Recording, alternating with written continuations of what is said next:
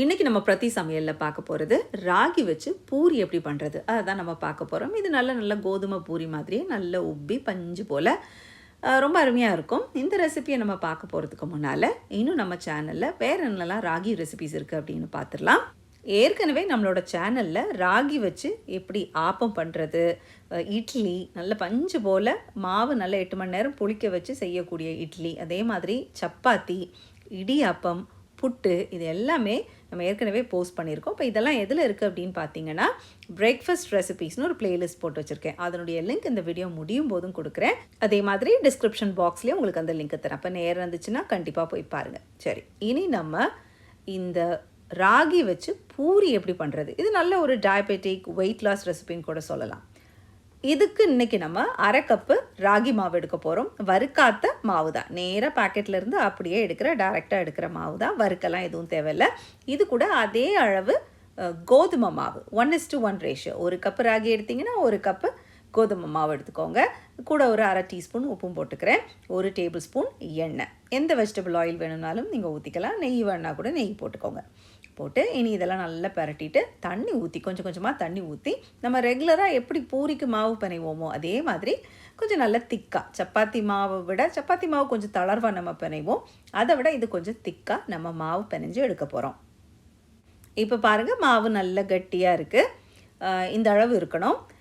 இனி இதை சின்ன சின்ன உருண்டைகளாக நான் உருட்டி வச்சுக்க போகிறேன். இப்போ 1/2 கப்பு ராகி 1/2 கப்பு மைதா மாவுக்கு இதே அளவில் 10லேருந்து 11 சின்ன சின்ன உருண்டைகள் என்னால் பண்ண முடிஞ்சிச்சு. இது இந்த மாதிரி தனியாக உருட்டி ஒரு மூடி போட்டு இந்த பாத்திரத்தை ஒரு 20 நிமிஷம் நம்ம வைக்க போகிறோம். அப்போ நம்ம உருட்டும் போது, அந்த பூரியாக உருட்டும் போது அது நல்லா சாஃப்டாக இருக்கும். இப்போ 20 நிமிஷம் கழித்து இந்த சின்ன சின்ன உருண்டைகளை நம்ம அந்த எண்ணெய் தொட்டு சின்ன பூரியாக நம்ம ஸ்ப்ரெட் பண்ண போகிறோம். ரொம்ப பெருசாகவும் வேண்டாம், மாவு கொஞ்சம் திக்காகவே இருக்கட்டும். சப்பாத்தி அளவுக்கு தின்னா வேண்டாம், கொஞ்சம் திக்காக இருக்கட்டும். இப்போ இந்த சின்ன சின்ன உருண்டைங்களை மாவு தொட்டு நம்ம ஸ்ப்ரெட் பண்ணலாம், சின்ன சின்ன பூரியாக நம்ம உருட்டலாம். ஆனால் மாவு போட்டு உருட்டினோன்னா பொரிக்கும் போது அந்த எண்ணெய்லாம் அழுக்காகும். அந்த பொடி ஒட்டி இருக்கும் பாருங்கள், மேலே ஒட்டியிருக்க பொடி, அதெல்லாம் அந்த எண்ணெயில் பட்டு எண்ணெய் அழுக்காகும். ஸோ அதனால் நான் பொதுவாக பூரினாலே எண்ணெய் தொட்டு தான் அதை ஸ்ப்ரெட் பண்ணுவேன் மாவை. இப்போ எண்ணெய் நல்லா சூடாயாச்சு. இனி இந்த சூடான எண்ணெயில் நம்ம இந்த பூரியை போட்டு பொரிக்க போகிறோம். பார்த்திங்கன்னா திக்காக தான் இருக்குது, சப்பாத்தியை விட திக்காக இருக்குது. எண்ணெய் கரெக்டான டெம்பரேச்சரில் இருந்தால் தான் நமக்கு பூரி நல்லா உப்பி வரும். அதே மாதிரி நான் அந்த பூரியில் எண்ணெய் தொட்டு உருட்டுறதுக்கு இன்னொரு ரீசன் என்னென்னா, சீக்கிரம் அது ட்ரை ஆகாது. நம்ம எல்லா மாவையும் சின்ன உருண்டையும் உருட்டி வைக்கும்போது அது காஞ்சிராது. அது எண்ணெய் போட்டதுனால அது அவ்வளோ சீக்கிரத்தில் ட்ரை ஆகாது. உருட்டி வச்ச பூரிகள் ரொம்ப ட்ரை ஆகிட்டாலும் நமக்கு உப்பி வராது. அப்போ பூரி நல்லா உப்பி வரணும்னா இந்த 3 டிப்ஸை நீங்கள் ஃபாலோ பண்ணுங்கள். எண்ணெயோட டெம்பரேச்சர் ரொம்ப புகை வர அளவுக்கு ஸ்மோக்கிங் ஹாட்டாகவும் இருக்கக்கூடாது, நல்ல ஹை டெம்பரேச்சரில் தான் எண்ணெய் இருக்கணும். அதே மாதிரி பூரி ரொம்ப திக்காகவும் உருட்டிடக்கூடாது, ரொம்ப மெலிசாகவும் உருட்டிடக்கூடாது. சப்பாத்தியை விட கொஞ்சம் தடியாக இருக்கணும். அடுத்தது, நம்ம உருட்டி வச்ச பூரிகளை ரொம்ப நேரம் காய விட்டுறாதீங்க, அதில் இந்த மாய்ஸ்சர் இருக்கணும்.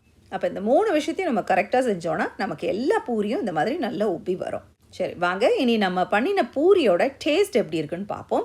எல்லா பூரியுமே நல்ல வடிவாக வந்திருக்கு, சாஃப்டாக நல்ல பஞ்சு போல் இருக்குது. இந்த ராகி பூரியை மட்டும் நீங்கள் எண்ணெயிலேருந்து பொரித்த உடனேயே சாப்பிட்ருங்க. ரொம்ப நேரம் ஆற விட்டுட்டு சாப்பிட்றத விட நல்லா சுட சுட சாப்பிடும்போது அதுக்கு ருசி அதிகமாக இருக்குது.